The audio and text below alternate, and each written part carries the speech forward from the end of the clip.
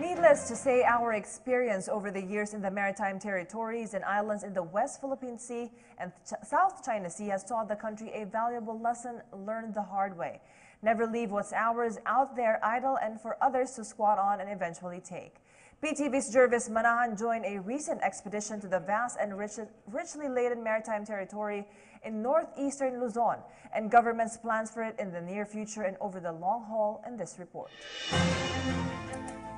The government of the Philippines undertook a historic mission in surveying Benham rice, with the Department of Agriculture leading the expedition.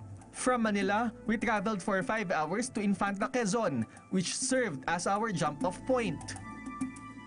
Most of the locals in Infanta were fisherfolk, and Benham rice is their main source of living.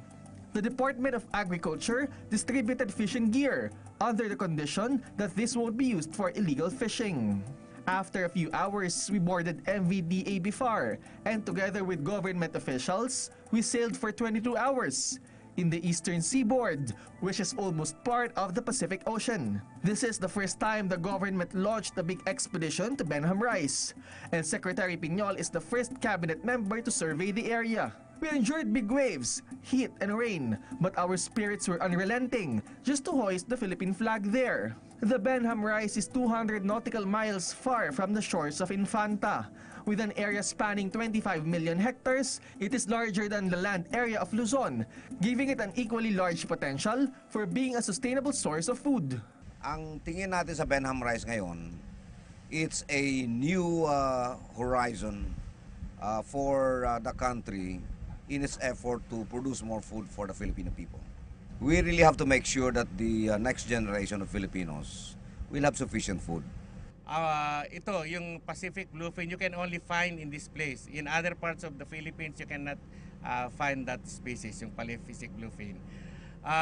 Other than Pacific bluefin, meron po tayong yellowfin, skipjack, bigay, and yung albacore. Along our journey, we sighted no island, but the rainbow welcomed us as we are entering its territory. Technical divers wasted no time in exploring what's underwater. Experts believe that it has 100% coral cover. We also deployed payaos, which are made of drum, cement, and dried coconut leaves. These are designed to attract fish on the surface, making it easier for fishermen to have a good catch. From afar, we saw boats of Pinoy fishermen, and they proudly showed us their catch for the day. It included a 40-kilo yellowfin tuna, estimated to be worth 15,000 pesos. Minsan ay makakatabla konsumo lang kami, minsan ay may tigkakunti rin.